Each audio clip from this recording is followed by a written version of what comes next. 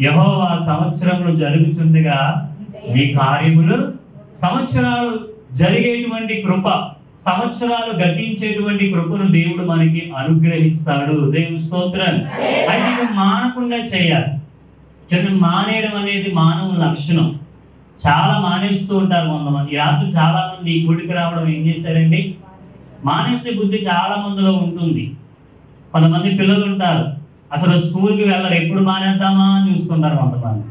కొంతమంది పురుషులు ఉంటారు, సోమరులాగా ఒక రోజు వెళ్తారు, 2 రోజులు సెలవు, మళ్ళీ తర్వాత వెళ్తారు, మళ్ళీ. ఎందుకంటే మానేస్తూ ఉంటారు వాళ్ళ అస్తమాటలు పనులు. కొంతమంది స్త్రీలు ఉంటారు, ఒక రోజు చేస్తారు వంట, ఒక రోజు చేస్తారు పెంట. దేవుని స్తోత్రం. కొంతమంది మానేస్తారు. మానేయడం మనిషి యొక్క స్వభావం. దేవుని స్తోత్రం.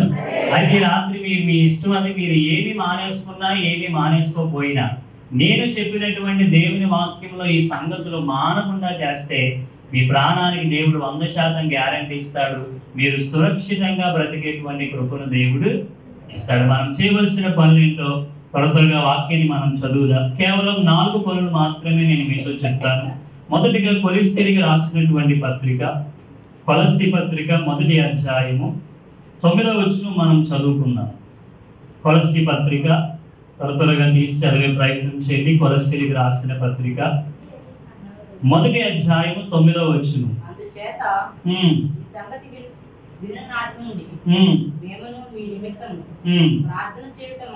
చాలండి. దేవుని స్తోత్రం. ఏం చేయడం మానకూడదంట.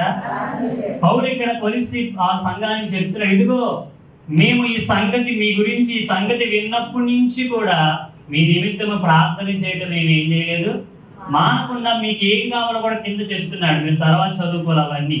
ఆ సంఘానికి ఏమేమని ప్రార్థన చేస్తున్నాడు అక్కడ చెప్తున్నాడు. ప్రభువా, ఈ సంఘానికి ఇది దయచే, ఇది దయచే, ఇది దయచేయమని ఇక్కడ ఒక మాట చెప్తున్నాడు. ఈ సంగతి వినబడినప్పటి నుండి నేను మీ నిమిత్తం ఏం చేస్తున్నాను, ప్రార్థన చేయడము మానకుండా ప్రార్థన చేయాలి ప్రతిరోజు. దేవుని స్తోత్రం.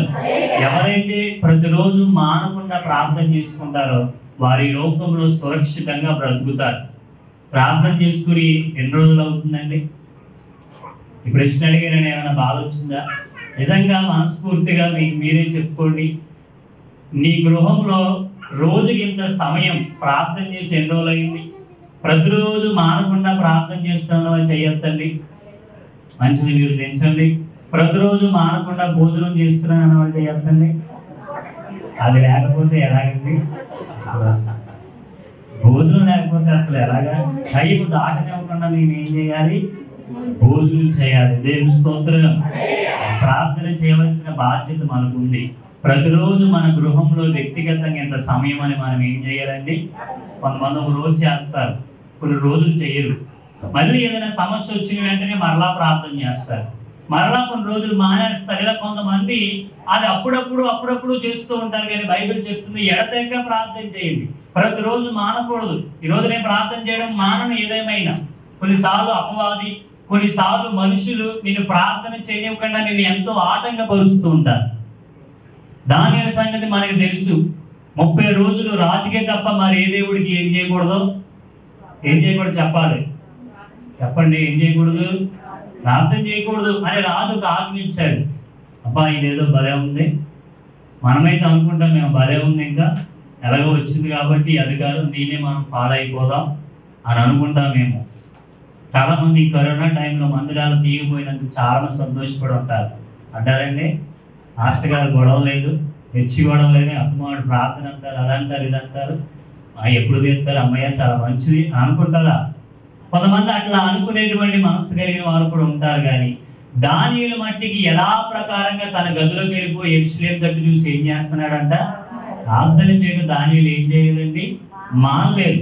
ఒకరోజు సింహాల బోన్లో పడినప్పుడు అతను ఆ సింహాల బోన్ నుంచి ఎవరు రక్షించారు? దానియేలుని దేవుడే రక్షించాడు. ఎందుకంటే అతడు యెహోవాని కలిగి ఉన్నాడు. ప్రతిరోజు ప్రార్థన మానలేదు కనుక దేవుడు అతన్ని సురక్షితంగా కాపాడాడు. ఈరోజు సింహాల వంటి వైరస్లు, సింహాల వంటి శోధనలు, సింహాల వంటి కష్టాలు నిన్ను తినేద్దామని, మింగేద్దామని నీ యొద్దకు వచ్చినప్పటికీ కూడా నువ్వు ప్రార్థనాపరుడు అయితే అవి నీ జోలికి రాకుండా దేవుడు నిన్ను ఏం చేస్తాడు? ఆ దానిని బయటకు రాగానే కొంతమందిని అందులో వేసాడు, దానికి వ్యతిరేకంగా తిరిగినాను. రాగానే అవి ఏం చేసినాయి ఏంటండి? కింద కూడా పడకుండానే మొత్తం గొయ్యలన్నీ నవ్వులేసి పూర్తిగా తినేసినాయి అంట. కారణం ఏంటంటే దానియేలు దేవుడిని కలిగి ఉన్నాడు, ప్రార్థనా పరుడు. మిగతా వారు భక్తిహీనులు, ప్రార్థన లేని కారణం చేత వారు ఏమైపోయారంట? నశించిపోయారు. దేవుని స్తోత్రం.